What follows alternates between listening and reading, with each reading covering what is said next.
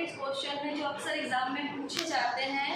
तो आज हमने अपना टॉपिक लिया है सामाजिक परिवर्तन की विशेषताएं। इसके पहले हमने सामाजिक परिवर्तन की संकल्पना समझी थी। उसमें देखा था कि सामाजिक परिवर्तन क्या है, कैसे होता है, ये सब हम पहले देख चुके थे। इसलिए आज हम पढ़ेंगे सामाजिक परिवर्तन की विशेषताएं। तो सामाजिक परिवर्तन की विशेषताओं में सबसे पहले हम देख रहे हैं कि सार्वभौमिक प्रक्रिया। सामाजिक परिवर्तन में सार्वभौमिक प्रक्रिया क्या होती है?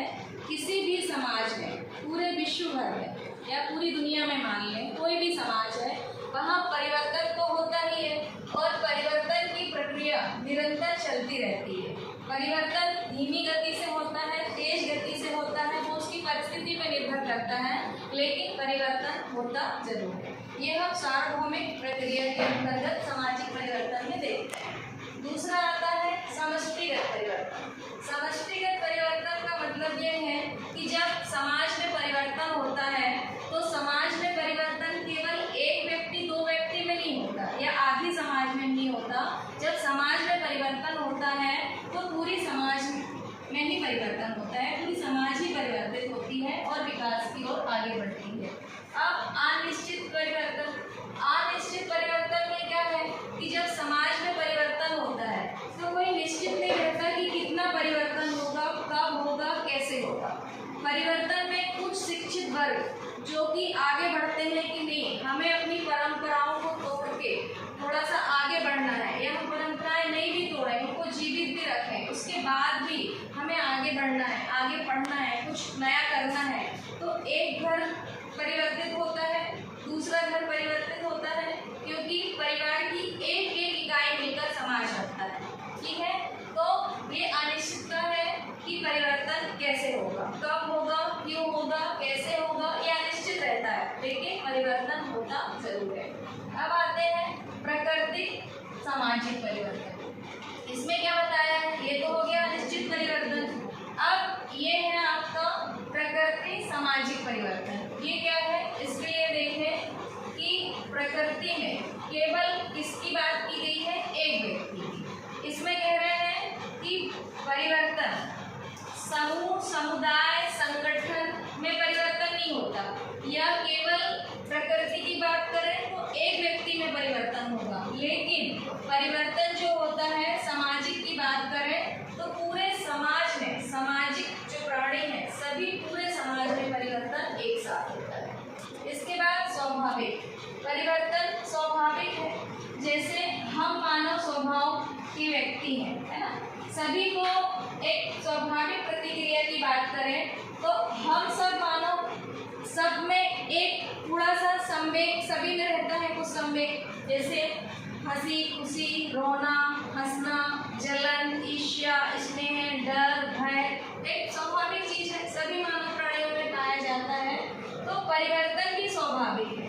स्वाभाविक परिवर्तन कैसा है कि परिवर्तन तो होगा, आज जो हम हैं वो कल हम नहीं रहेंगे, या जो हम कल थे वो आज हम नहीं हैं। परिवर्तन तो है, चेंज तो होता रहता है। और स्वाभाविक है कि जब हम परिवर्तन की बात करते हैं तो बात तो हम वर्तमान में करते हैं, लेकिन बात किसकी करते हैं? पास्ट की और फ्यूचर के लिए। कैसे? जैसे कि पहले ये चीज़ वैसे नहीं थी, पहले के ज़माने में ऐसा नहीं होता था, आज के ज़माने में ऐसा होता है। हम तुलना करते हैं कोई भी चीज़ में, पहले इसका नेचर ऐसा नहीं था, अब इसका नेचर ऐसा है। तो स्वाभाविक है कि समाज में परिवर्तन तो होता ही है। इसके बाद आते हैं भविष्यवाणी करना कठिन। किस समाज में कैसा परिवर्तन होगा, कब होगा, कितना होगा, ये कह पाना कठिन है। क्योंकि कई बार क्या होता है कि कुछ समाज ऐसे होते हैं जो नई जनरेशन कुछ नया करना चाहे तो उनके जो बड़े बुजुर्ग हैं, जो आदरणीय हैं, वो उनकी बात को आसानी से मान लेते हैं, तो परिवर्तन तेजी से होता है। लेकिन कुछ परंपरावादी नहीं मानते हैं, बच्चों को रोक देते हैं, या कुछ अपनी कायदा मर्यादा या ज़्यादा रिस्पेक्ट की बात करते हैं। तो भविष्यवाणी करना कठिन है कि परिवर्तन ज़्यादा होगा समाज में कि कम होगा, लेकिन परिवर्तन तो होगा। कुछ घर जिद करेंगे, कुछ समाज के व्यक्ति जिद करेंगे, परिवर्तन तो होगा, लेकिन भविष्यवाणी करना कठिन है कि कितना